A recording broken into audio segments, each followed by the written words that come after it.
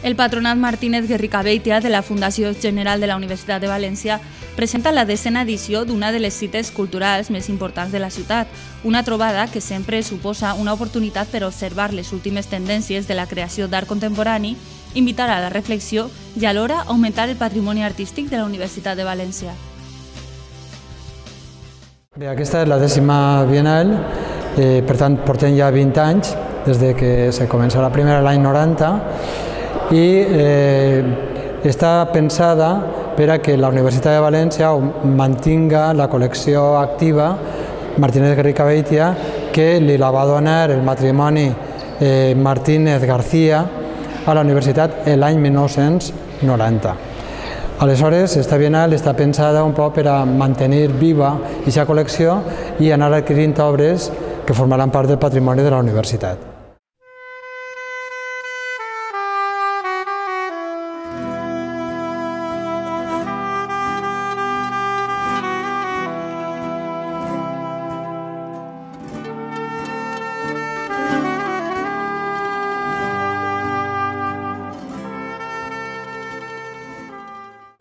Doncs n'hi ha 20 peces, cadascuna d'un autor diferent, per tant, 20 artistes.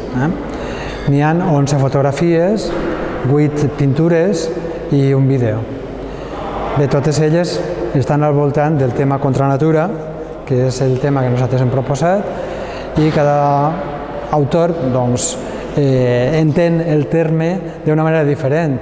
N'hi ha peces que parlen, per exemple, de com es formen les glaceres i com pot modificar això la geografia, com és aquesta peça que tenim darrere, que és l'Antàrtida, és una obra pictòrica, o la que acabem de veure abans, que parla un poc del consumisme i com la gent viatja al lloc més remot del món, o sigui, a les antípodes i cal, com és en aquest cas l'Orient, i per a consumir fins al final, sense esme, o sigui que en realitat el consum acaba sent un consumisme que no té moderació de cap tipus i com pot degradar-se el medi ambient i no només el medi ambient, sinó també l'hàbitat de les pròpies persones, o sigui com tot se gira envoltant del turisme, envoltant de l'economia, envoltant del negoci, però no envoltant que la gent visca millor, estiga més protegida,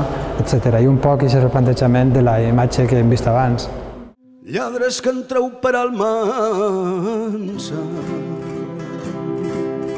no sou lladres de saqueig, que ens poseu la cova en casa. Així tenim una fotografia de Dionisio González, que són les faveles, o sigui que això és una imatge de les faveles brasileres,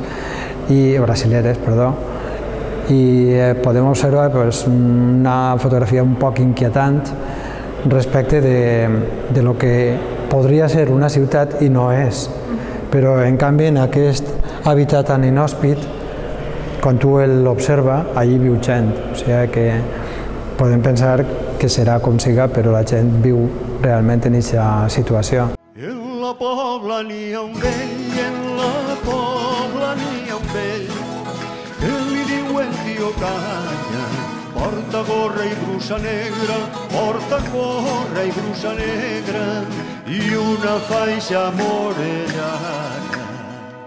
3 voltes només va anar el tio Canya a València. La Filmoteca, en el marco de la 10ª Bienal Guerricabeitia, ha aprovechado y haciendo coincidir con la exposición, ha organizado un ciclo sobre Werner Herzog, uno de los cineastas alemanes contemporáneos más importantes, que está de actualidad, entre otras cosas, porque se ha estrenado recientemente uno de sus últimos films, El Teniente Corrupto. El paisaje es un elemento fundamental de sus películas.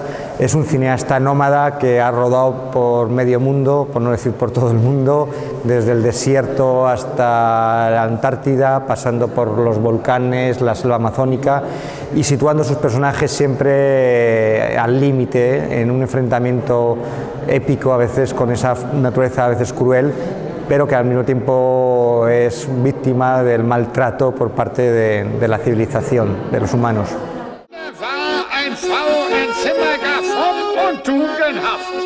Burkhard, schau mich halt mal an, schau mal, wie ich heul. Lass mich halt nicht so stehen, ich will nicht zu dir, ich will wirklich bei dir. Wer viel heult, muss weniger pissen. Ja, komm her, komm. Ja, komm her. Kannst du aber schön sprechen, Beo. Ja, mit dem Schiff nach New York und nach Florida.